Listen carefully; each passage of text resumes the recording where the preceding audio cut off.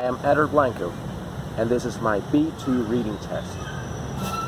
Training for the mission is as important for astronauts as the integrity of the spacesuits they wear to venture into the vacuum of space.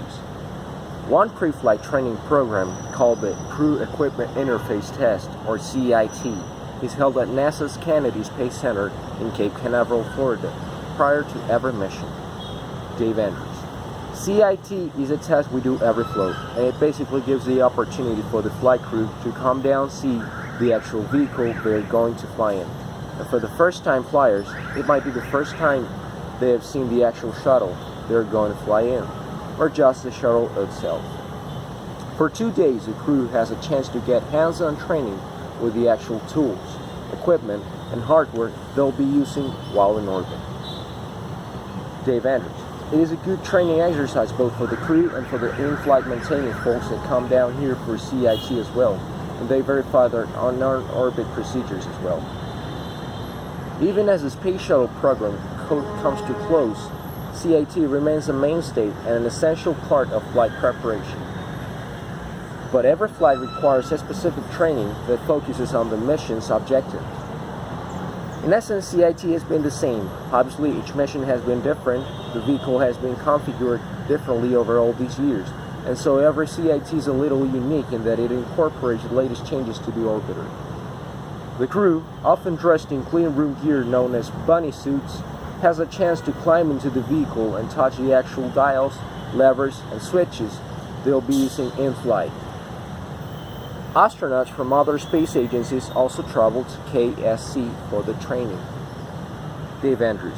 There are times when the astronauts have come down here to KSC for the first time, especially when there's people down here, and they are flying like from Canada and Japan or some of our partners.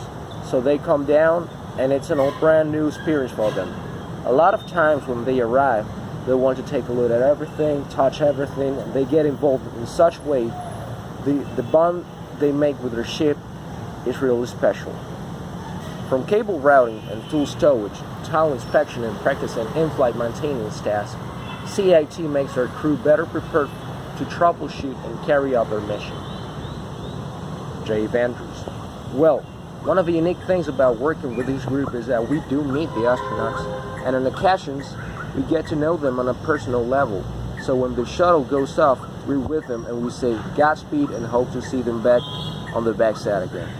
Every mission you get that lump in your throat because it's more than just an expendable vehicle. We got astronauts on board, which makes it pretty unique.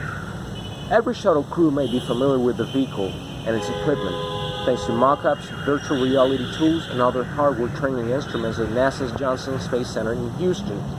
But there's no substitute for training with the actual vehicle that will carry them in orbit. We try to do everything here on the ground to make everything else say perfect, or as close to it as we can get. So there's no issues on orbit for the crew to have to go work. It makes us feel proud when the crew comes back and thank us, which they do almost after every flight. We all feel good about it, and we give everyone a group hug. Thank you. The questions. First, the text could be titled A. Astronauts Not in Space, B. Space Shuttle Era CIT, C. How to be an astronaut, or D. Insight to NASA Space Center. Explain your answer. Second, the interviewed could be related to the Space Shuttle program as A. A janitor working in one of the space centers, B. An active astronaut, C. Director of the CET, D. NASA's president. Explain your answer. Third, the bunny suits apparel referred to might resemble A. Bulky vest used during moonwalks, B. Clothing used by surgeons during a surgery, C. A tuxedo, D. None of the above. 4. Regarding the text, the CEIT procedures may involve A. Verifying the initial state of the ship, B. Rehearsing the mission procedures. C. Checking for possible failures in the hardware. D. None of above. 5. CIT instructions take place in A. in Johnson Space Center, Houston. B. in Kennedy Space Center, Florida. C. in orbit. D. at the International Space Station. Thank you.